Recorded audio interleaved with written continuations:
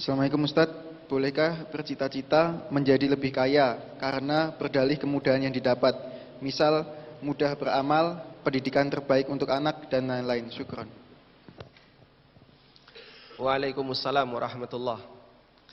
Bolehkah bercita-cita agar menjadi orang yang kaya, sehingga nanti ada banyak kemudahan yang bisa dilakukan dalam beribadah, mudah beramal, mudah bersedekah, dan seterusnya? Berarti dia terlalu husnudzon kepada dirinya. Kira-kira cita-cita seperti ini jujur enggak? Nanti kalau saya kaya, saya akan banyak menderma. Kalau saya kaya, nanti saya akan banyak sedekah. Ini termasuk cita-citanya orang munafik yang Allah ceritakan di surat At-Taubah. Allah Subhanahu wa taala berfirman, saya coba bukakan teks ayatnya.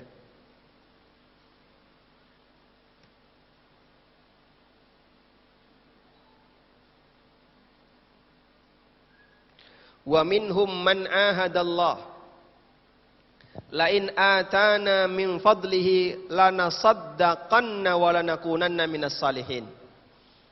Di antara orang munafik ada yang berjanji di hadapan Allah, kalau nanti Allah memberikan kepada kami min fadlihi, kekayaan yang banyak, lanasaddaqanna, maka saya akan banyak sedekah. Nah, kira-kira Anda berani jujur enggak dengan cita-cita kayak gini? Kalau nanti saya kaya, saya akan sedekah, saya akan nyumbang ini, nyumbang itu. Jangan-jangan terlalu husnudzon kepada dirinya, tapi sebenarnya dia atau kita menyimpan sifat kemunafikan. Yang sebenarnya kita itu cuma berpura-pura di depan saja. Kayaknya sih bisa. Begitu sudah dikasih, merasa berat. Itu yang menakutkan. Kalau ternyata terjadi, berarti terbukti ada sifat kemunafikan pada diri kita. Maka jangan dianggap remeh ya, ketika ada orang yang mengajukan syarat, kalau Allah kasih saya kekayaan, maka saya akan menderma, saya akan sedekah, saya akan banyak mengeluarkan infak, dan seterusnya. Betul enggak seperti itu bisa terjadi pada diri Anda? Jangan-jangan malah sebaliknya. Begitu sudah dikasih oleh Allah kekayaan, malah dia kemudian merasa pelit, akhirnya berat untuk mengeluarkan. Contoh real yang pernah terjadi, dan itu disampaikan ke saya melalui pertanyaan di konsultasisyariah.com. Dia itu bernadar, begitu lulus kuliah, cari kerjaan kemana-mana susah. Sampai dia berangkat ke Jakarta. Kemudian dia bernadar, nanti kalau saya mendapatkan pekerjaan, maka setiap pendapatan saya 10% akan saya sedekahkan. Sebelum dia mendapatkan pekerjaan, kelihatannya 10% itu kecil loh, daripada nggak dapat apa-apa kan. Dapat 90% lebih bagus. Karena dia belum dapat kerjaan, seolah-olah ringan. Begitu dia dapat pekerjaan di Jakarta, UMR Jakarta berapa? Sekitar 4 ya. Dia dapat gaji 4. Naik. Terus dia merasa, dulu waktu awal-awal kerja, saya sanggup memenuhi itu. 10%. Sekarang ketika gajinya sudah 10 juta ke atas, dia mulai bingung. 10 juta berarti per bulan keluar 1 juta. 15 juta keluar 1,5 juta. Dia itu mulai bingung, mulai merasa berat. Terus ini gimana? Lah kamu dulu ngapain? Ya nadar. Ini contoh yang berbahaya ya kayak gini. Terlalu husnudzon kepada dirinya ketika merasa masih miskin, merasa kalau dia akan sanggup untuk bersedekah banyak ketika dikasih oleh Allah. Akhirnya dia nggak mampu untuk melanjutkan. Dia minta, bisa nggak kira-kira kafarohnya gimana biar bisa saya lepaskan dari nadar seperti ini. Pada asalnya nadar ketaatan nggak boleh dilepas. Man nadhara ayyuti Allah falyuti'hu. Siapa yang bernadar untuk mentaati Allah, maka dia wajib mentaatinya. Sehingga nggak bisa dilepaskan selama masih mampu untuk melakukannya. Anda mampu enggak?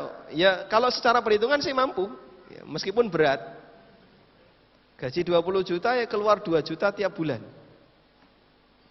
Padahal biasanya orang kalau semakin gede pendapatannya, semakin gede pula Ya, yang disetorkan ke istri, Pak. Kalau sudah masuk ke bini syariah, ya, susah keluar. Nah, dia punya masalah dengan keluarganya di situ.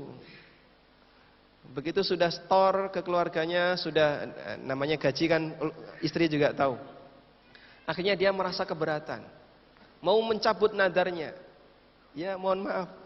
Nadar taat tidak bisa dicabut. Selama masih mampu untuk dilakukan. Sehingga bahaya orang-orang yang seperti ini. Karena itu waspadai dengan memberikan syarat ketika orang hendak beramal. Kalau nanti saya kaya, saya akan begini, akan begini dan seterusnya. Baik. Meskipun boleh orang punya obsesi yang baik pada waktu dia mendapatkan kesuksesan, dia punya semangat untuk beramal. Sebagaimana disebutkan dalam hadis riwayat Ahmad. Nabi SAW pernah mengatakan, innamad dunya li arba'i nafarin. Isi dunia itu hanya ada 4 jenis manusia. Manusia yang kedua yang disebutkan oleh Nabi SAW, wa abdun razaqahullahu ilman wala mala. Ada orang yang dikasih oleh Allah ketakwaan, dikasih oleh Allah ilmu, tapi enggak dikasih harta. Wa huwa shadiqun niyah, tapi dia punya niat yang jujur. Nah, kata kuncinya di bagian ini, niatnya jujur. Hatinya itu baik. Lalu dia mengatakan, "Lau kana li mithlu fulanin la amiltu mithla ma amila fulan." Andaikan saya punya harta seperti yang dimiliki oleh si A, maka saya akan beramal seperti si A. Kata Nabi sallallahu alaihi wasallam, "Huma." Orang kedua ini dengan orang yang pertama yang dia punya harta dan dia gunakan hartanya untuk takwa, dan orang yang kedua yang dia tidak punya harta tapi punya cita-cita untuk bertakwa, jika punya harta, pahalanya sama. Cuman kuncinya di satu kalimat tadi. Wa huwa shadiqun niyah, dia punya niat yang jujur. Sehingga orang ini kenapa kok tertunda amalnya? Bukan karena dia tidak jujur, tapi dia karena belum punya sebab. Begitu punya sebab, langsung dia lakukan. Nah, itu kembali kepada masalah kejujuran niat. Nah, tidak semua orang punya kejujuran niat. Makanya yang perlu diwaspadai adalah jangan terlalu berlebihan mengajukan sebuah syarat tertentu, ingin beramal dengan syarat punya harta, karena bisa jadi kita sendiri tidak jujur. Kalau kita tidak jujur, berarti ciri munafik ada pada diri kita. Seperti yang Allah ceritakan di surat At-Taubah tadi. Surat At-Taubah itu sebutan lainnya surat apa, Pak? Sebutan lainnya surat apa?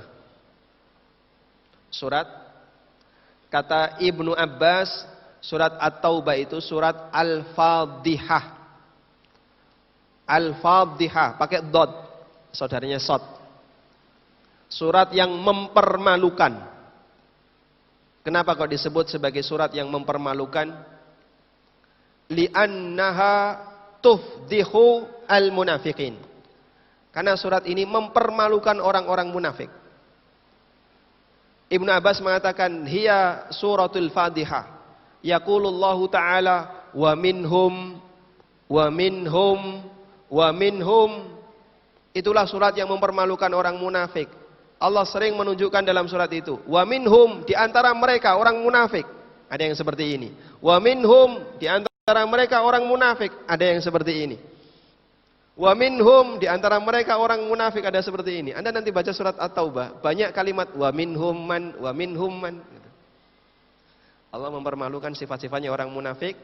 Salah satunya di ayat 75. Wa minhum man ahadallah. Ada di antara mereka yang berjanji di hadapan Allah. Kalau nanti saya punya harta, saya akan sedekah. Wa minhum may yalmizuka fis shadaqat. Ada di antara mereka yang menuduh kamu wahai Muhammad telah mengambil zakat. Kemudian Allah bantah hal itu. Wallahu taala alam. Nah.